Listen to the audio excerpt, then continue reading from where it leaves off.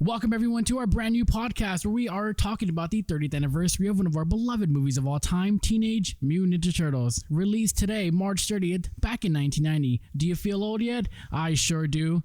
I am Detective Artemis. And I'm Journey. And welcome to the Movie Melee Drink to a Decade. Cheers. Cheers, yeah. Cheers. Let's gingerly touch our tips. I'm down for this. I'm down for this. To touch our tips? Isn't that what we're here for? Yeah, that's what I'm here for. Yeah, that's what we started. I'll be throwing my tip everywhere. So, do you remember the first time you watched this movie? Yeah, man. I was a kid. I didn't see it in theaters because I was only 2 years old at the time. Shit. Hey, be cool, man. Be cool. But I do remember watching the shit out of it at home, like on my VHS player. You know, if you guys know what those are, you should look them up. It's a very good piece of history. Yeah, they're pretty heavy. You can knock somebody out with them. Do you remember the rewinders? You put your disc in there? Yeah. I had a car. I think everyone had a car rewinder, but I had a car. I was like, it doesn't move with it. Oh, yeah. I had a rewinder. So I watched Ninja Turtles because I had the VHS tape. My sister had bought it, and I had stolen it because I always stole her stuff. You stole from your sister? Of course, because she had all the good stuff. I was always grounded. Did you always steal, like, a bunch of other stuff from your sister? What are you insinuating? What do you think I'm insinuating? I don't know. All right, let's just keep it at that. Screw you. We all know what he's talking about. Screw you, though. But so I only had a very small stack of VHSs, and I had both the first one and the second one, and those were my regular like rotation, heavy rotation. I think I wore that tape down so much. I'm surprised I didn't have to buy a second copy. Oh wow! I remember having the Michael Keaton Batman movie. I wore the shit out of that movie like 3 times.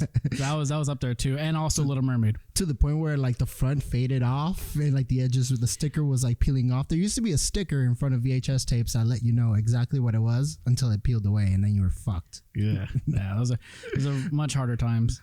But yeah, also about the going back to the beginning of the movie. Do you remember the Pizza Hut commercial?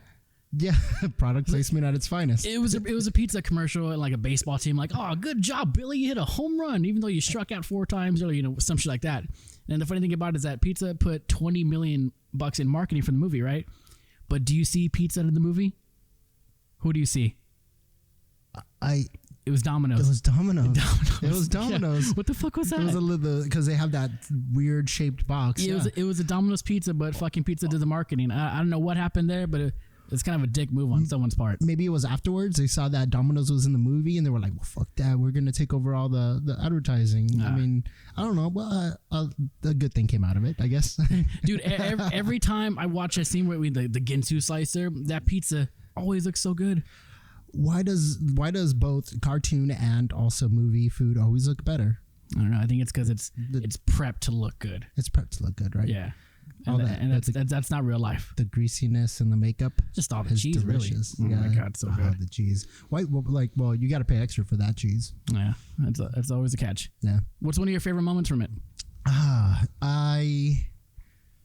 That's really hard for me to really say. I mean, I really do like when they end up going out to the farmhouse. Yeah. And it gets like really emotional between them because like it felt. That was like, I grew up with my older sister and we weren't very close. We were kind of like distant. And so seeing like these brothers having these like emotional bonding moments, I was like, fuck, I want brothers.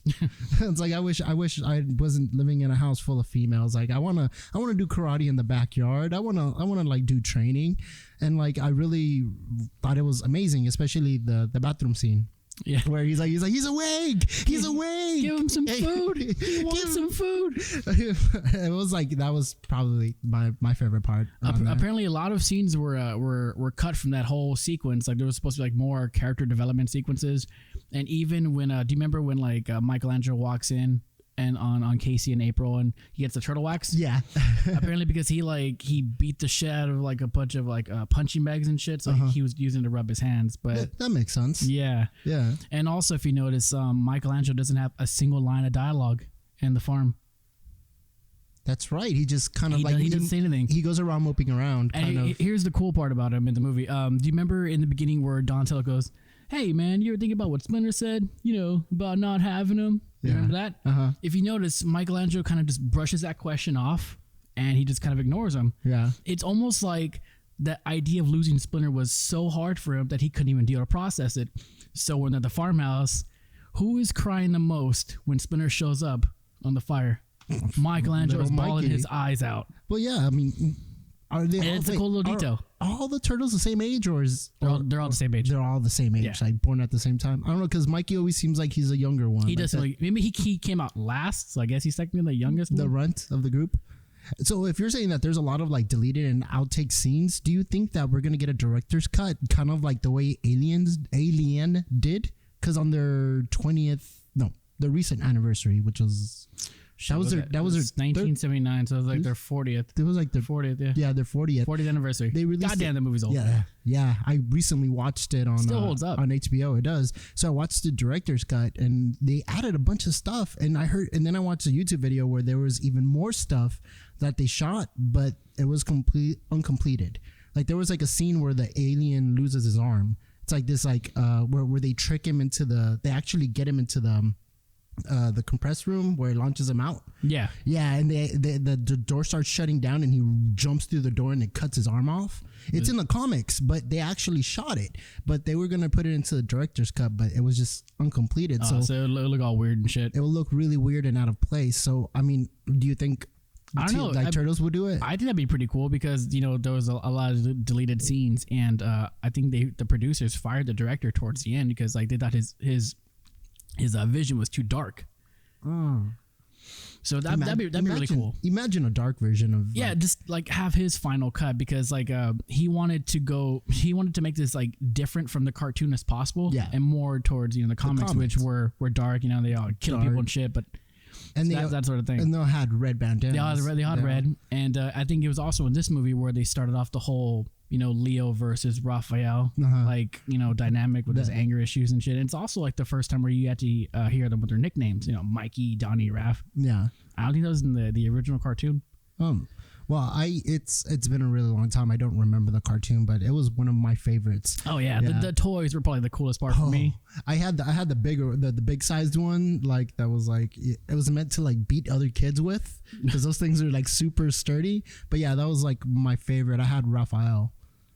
Yeah. Well, who's your favorite turtle? I was just about to ask you. Well, if you can't tell, Donatello is my favorite. I love Corey Feldman's voice, and he just kind of resonates with me a little bit more because everyone loves Mikey and everyone loves Raph. Yeah. I mean, now as an adult, I love Mikey, but when I was younger, I loved Leo. Oh, you would like Leo because he had the katanas. The katanas are the coolest things. As a kid, it's like I wanted a katana, but now I understand. It's like Mikey was the shit. Mikey was the real bread and butter of the team. Yeah, he's a like close second for me, but I love the chemistry between Michelangelo and Donatello in the movies. Mm-hmm. They're like, it's like Leo and Raph are always fighting, so they're always like fight, kitchen.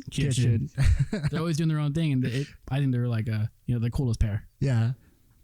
Which one was the one where it was like, do you like penicillin on your pizza? Oh. Yeah. Wait, was it because there was something? Why was it like there was something on the pizza or something? I think right? it was just old. Because he what's his name, Danny? He was like, oh, I got some pizza a few nights ago. Yeah, and he checks out. It was probably like maggots or like some shit on there. That's what I was wondering. It's like, you want penicillin? It's like, duh, that's some nasty ass pizza. He has like an STD or something. I think one of my favorite scenes though is probably the one I mentioned where Donatello goes up to Michelangelo and the whole pizza scene where forgiveness is divine but never pay full price for late pizza. Yeah, and I love that scene. Fun fact though, the pizza guy, that's actually the physical act, like the dude in the costume for Michelangelo. Yeah, the bodysuit. Because there's two actors for the characters. There's a voice one and the physical actor. And the physical actor. The pizza guy is Michelangelo. Really? And you mentioned Corey Feldman. He's the one that he does the voice of only Donatello. Voice. Wasn't the kid from part 2? Wasn't he also a body actor in the first one, or only in the second one? I think he did some stunt work in the first one. Yeah. But then but he was the main actor, like one of the main characters in the second one for sure. Yeah. But he was in the first one as like a stunt kid, right? I'm pretty sure. Yeah. That dude's a fantastic stunt worker. I also remember that I think you mentioned it to me before, the cab driver Yeah. was also a bodysuit. That's guy. Raphael. That's Raphael. Raph. So it's funny, Raph having Raph hit the car. I was like, what was that? He looked like a big turtle. That New York accent. I can't imagine him in the suit. The guy who does the voice and physical for Raphael is the same guy. He's the only actor to do both parts. Really? Yeah. That's impressive. And he had like claustrophobia apparently. So when he was like, shooting those scenes in the suit, he was probably like losing his shit. Yeah, no, like I heard the turtle suits are sweltering because it's like a very thick kind of rubbery latex. So once they get sealed in, it's like they're in there. And then they have animatronics in the mask. Yeah, to make their facial expressions. Yeah, and that must get warm too. So just add that on top of everything else. I'm pretty sure they can only shoot for like a few minutes at a time. Yeah, and apparently like they were for some scenes they were close to the nearby airport. Yeah. So their animatronics will like receive transmission from like the tower. So they'll just make like spazzing faces. That is horrifying. Can you imagine like you take like Leah's turtle, like he just starts like stroking out on you a little bit? Like what the fuck? That's stuff of nightmares. Yeah. I love it though. Yeah, okay, I want one. Man, there's so much like nostalgia when it comes to that movie for me. Yeah, I mean, I used to be able to like quote it like crazy. Like I still quote it. You're so much better at it. It's like I think my only quote that I usually quote is like, "Hey, a wise man once said, never pay a full price for late pizza." like that's probably the only one I use often. What about Bossa Nova? Nah, Chevy Nova. Chevy Nova. No, excellent. I can't. Not that one. I feel like that one's way too outdated. Because pizza doesn't outdate. And you should never pay full price. But Bossa Nova. Chevy Nova. Also, like in the beginning, like just the whole beginning sequence after like they beat up the Foot Clan and like they rescue April and then they go down there, like because it starts off like a gritty, like kind of darker movie, and then like when they start talking, you hear like the lighthearted music and them talking. And shit. It's like such a drastic shift in tone. Exactly, it's pretty cool. Yeah, it's like this like moment where it's like, hey, you're saved, but it's like is this a hero? Am I actually being saved, or is this just turned into like a punk show? I think what you're supposed to feel is that like, oh my god, are these people like dangerous? And then you hear them talking like, oh, these sounds like pretty cool dudes, man. Yeah, Major League Butt Kicking's back in town. Yeah, they were so good at their quips and their one-liners. It's like that was probably the golden part of it also. Yeah. I mean, and also the tone. I mean, like I've never lived in New York or been to New York, and like I feel like that was a perfect representation of New York. People walking around with beatbox, like I mean the big ass boxes on their shoulders, and pizza joints in the corners, people lined up. Yeah. Like taxis everywhere. Like nobody touches taxis here. It's like they're way too overpriced. Yeah, you only see them at the airport mostly. Well, Uber. Oh yeah, well, Uber's not allowed at the airport anymore. So. I think they have a separate section where they would go to, but a separate section. I don't know anymore. So yeah. I really feel like this movie. It's like you can watch every single day and like it still holds up. It absolutely holds up. It's like I was so happy when they started putting him on streaming platforms. I think the first one they put it on was on Netflix. Yeah. And then like they'll move it around to like Amazon Prime and now or Hulu. Now it's back on Netflix. Yeah. Even though like I own like the Blu-ray copy of it, I'm still just like if it's on like a streaming, I'm like let's play. Why not? You have the Blu-ray? It's like I need to buy the Blu-ray. I only buy like Blu-rays like for the movies I really love in case like they take them down from like a streaming thing, or I don't want to download the torrent or something, And then you'll never see it again unless you have the DVD. It's a nice collection though. It is. I need to see your collection. I don't think I've ever seen your collection. I'll show it to you. Oh, all right. I'm excited. It's getting very sexual. I'm getting sweats now. I'm gonna tone it down. I need a drink. Also, you guys can't probably see this, but there's a big pile of shit over there. Oh no, not Ernie. The big pile of manure. Screw you! Don't point behind me because it just looks like you're pointing at me. All right, that's just rude. Yeah, that was the joke. I know. Shit goes to shit. I hate you. So yeah, if you guys haven't noticed, this is both a video and a audio podcast. Yeah. So I will describe things as well. Ask where my hand is going. Yeah.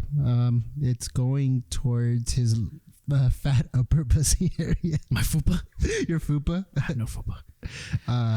So between this April O'Neil and the second one from the second movie, which one's your favorite? The first one. The first one? Just because like really? I've seen the first one more, so like So you don't like the recasting? Because I definitely think the second one was so much more attractive. She was way hotter. She was way hotter. She did yoga. Pilates. I guess there's that. But yeah, dude. Apparently, in the first April, it was Robin Williams who actually convinced her to take the role. What? Yeah, right. The first April, Robin Williams. Yeah, pushed her to do the it. same Robin Williams who has a daughter named Zelda because he loves Legend of Zelda. I love that. I love that, man. You got to follow Zelda on Twitter. She's super nice and like she posts like a lot of cool stuff or like little facts about her dad that most of them don't reach the public. Like it's amazing. If you love Robin Williams, follow his daughter. She's great. Okay. But didn't you mention also that before this April O'Neil got casted, somebody else was supposed to be doing the role? They had a bunch of people considered for the role. I know one of them was like Winona Ryder and just a bunch of like like famous actresses who were there at the time. So I think like fucking like Jennifer Grey from Dirty Dancing, and and Johnny Depp was considered for Casey Jones as well. Can you imagine Johnny Depp as Casey Jones? Yes, but I feel like he's too short. Yeah. Yeah. But Winona Ryder though, I don't see it. It would have just been way out of place. Yeah. I don't see it. But there is a. But maybe Molly. What about Molly Ringwald as April O'Neil? She has the red hair. She has the red hair. I think so. I will have to look at that list again. But I can see that. But if you couldn't fan cast an April O'Neil for back in the days, for the 80s, yeah, who would you pick? I go Molly Ringwald. I got to think about that now, but probably her just for now. But if they do more Ninja Turtle movies, I think they should just stay in the 80s. I don't think they need to be contemporary because the 80s it's just a perfect decade for like weird shit. Well, that's yes, but the thing is, the newer generation now don't care about what happened in the 80s. So it's like if they do it in the 80s, that's just going to be, that's actually smart because then who's going to watch it? The older crowd. And the older crowd will love an 80s movie. So yeah, that's right. But the older crowd can bring their kids. I'm like, look, dude, that's what I used to watch. Yeah, but then the kids aren't going to want to come. Like they're just going to go there for the food and the snacks and then, I don't know. Fuck it, a ticket's a ticket. A ticket is a ticket. That's right. But like all movies nowadays, they're just trying to appeal to the younger crowds because that's where all the money is. True, look at YouTube. all the younger audiences where the money's at. But I mean, like, I don't think we need to expect this movie to make like $1 billion to get profit. We can keep it like 50 mil and bring home like about 250 mil worldwide and still be considered a success. Doesn't need to be an Avengers type of grossing. You know what you sound like right now? What? You sound like Michael Bay. Michael Bay doing all these Transformer movies. I fucking hate Michael Bay. You horse-faced bitch. That's what you sound like right now. I'm like, oh, don't worry, it's just worldwide. We'll make all our money worldwide. No. A lot of their foreign worldwide came from China. That was like a big part of it. Well, yeah, because one of the biggest factors of Transformers was their merchandise. And guess what? Like China and Japan, they're the ones that usually like produce these kinds of stuff, and the biggest collectors are out there. In China and Japan, that was the market that they're really trying to titillate. Yeah, and you know what? It worked because that's where all the money went. I mean, we're getting off topic. I don't want to talk about Michael Bay. Yeah, we went off topic. So what about the end when Splinter kills Shredder? He fucking goes into the trash compactor. I feel like it wasn't exactly like a purposeful kill, but it was kind of like a. I was like, I want to save you, but then you kind of killed yourself by, biting the hand that feeds. He went out like a little bitch. He went charging. No, all the time in the road to react. Okay, actually, if I had to say who killed him, it was Casey Jones. Oops. He was the actual one that killed him because he pulled the trigger. It's like, if anything, it's like Splinter didn't kill him. But I think the biggest question we have here, and this was from one of our own. Why are they called heroes in a half shell? Oh man, I got into a mean argument with Kay. It's like I was like, why? Okay, so what is a full shell? A full shell, like armadillo? Like an oyster. Like an oyster is a full shell, and they're like a clam. Yeah, like a clam. Like that's a full shell because it's round on both sides. And if you look at a turtle, it's flat on the bottom and then round on the top, so that's kind of like half. Kind of like when you cut an apple in half. It's like, I don't know, man. It sounds like half shell. Sounds like a marketing thing. No one ever says half shell. I've never heard of half shell. I never heard half shell ever used if it's not like Ninja Turtles. So a good thing he said. It's like, what does a turtle in a full shell look like? Like, how would that look like? I think a shell is just a shell. Even if it has a flat bottom, there's still like protective on the bottom. Yeah, but it's softer. But then how is he gonna move around? He's just gonna be rolling. That'd be so awesome. Armadillos do it, but their bottom is like exposed. Whatever. Yeah, they're Heroes the and bigger Half ones. Thing is stupid, and I will never call him that. Yeah, but it still sticks till today. No one says that. No one says that. It was a good song though. Yeah, that's right. It was a really good song. One of the best 80s cartoon themes of all time. Yeah. That one and maybe Thundercats. And so apparently with this movie, like a lot of parents are complaining about the violence in it, and even Jim Henson, the guy who helped create the animatronics, the famous Jim Henson, he died a few months later, but even he was like, dude, I'm not happy with this level of violence, and I'm like, it wasn't that bad. It really wasn't. I mean, I guess it's a different time, sure, but okay, but like the amount of violence was probably no more than what Power Rangers had, and Power Rangers was like an every morning, like I used to watch that every single day, right? And like the level of like martial arts and fighting on that was kind of the same, and they used to kill monsters on that show. So how does this one? No, only one person died. Yeah. Yeah, and only one person died. And apparently it was so bad that when like Secret of the Ooze came out, that they didn't even use their weapons. They were fucking using like random shit like sausages and stuff. And even they had their weapons right there, but the parents were like, no more of that dark shit. And yeah. I didn't even. Well, as a kid, I never noticed that they weren't using their weapons. All of the way they, I never noticed. Yeah, the way they choreographed it was just so well. I mean, I love the martial arts in that movie, but like it's dumb. Like it sucks that even in the 90s people were still trying to be PC. And then they were like, when fucking like Mortal Kombat came out, people just lost their shit. Seriously. So I mean, honestly, I think that movie really helped kids get into martial arts and like do something productive instead of sitting on their butts all day. I mean, I joined karate because of it. And we got 3 ninjas because of Ninja Turtles and the mixture of Home Alone. Oh yeah, that's right. They were inspired by it, right? Yeah. I love 3 Ninjas. 3 Ninjas was awesome. Which one was your favorite? First one. The first one? Yeah. Which one was the one with I think it might have been part 2. I think part 2 was my favorite. Which one was in part 2? I know part 1, and there's Knuckle Up and Kickback. And there's the Hulk Hogan one, the Mega Mountain one. The Mega Mountain? Yeah, not that one. That one was funny though. Yeah, no, it was a Kickback. It was definitely Kickback was my favorite. Even though I liked seeing Hulk Hogan and I'm down to rewatch them. Fuck it. Well, do they have a decade anniversary coming up? I'll have to look it up, but I didn't see. Probably maybe next year, the year after. Possibly, if this podcast is Home Alone has a anniversary this year in November. Isn't that one of your favorites? It's one of my favorite movies of all time. I might come back for that. All right, then definitely I'm excited for that. All right, well, I guess we can sort of wrap it up here. So what do you guys think of this podcast? Let us know in the comments or vote in the poll. And if there's anything else you would like us to review as well, or any other movie anniversary, feel free to let us Yeah, also, and like we mentioned, it's like this is a YouTube video podcast and also a audio podcast.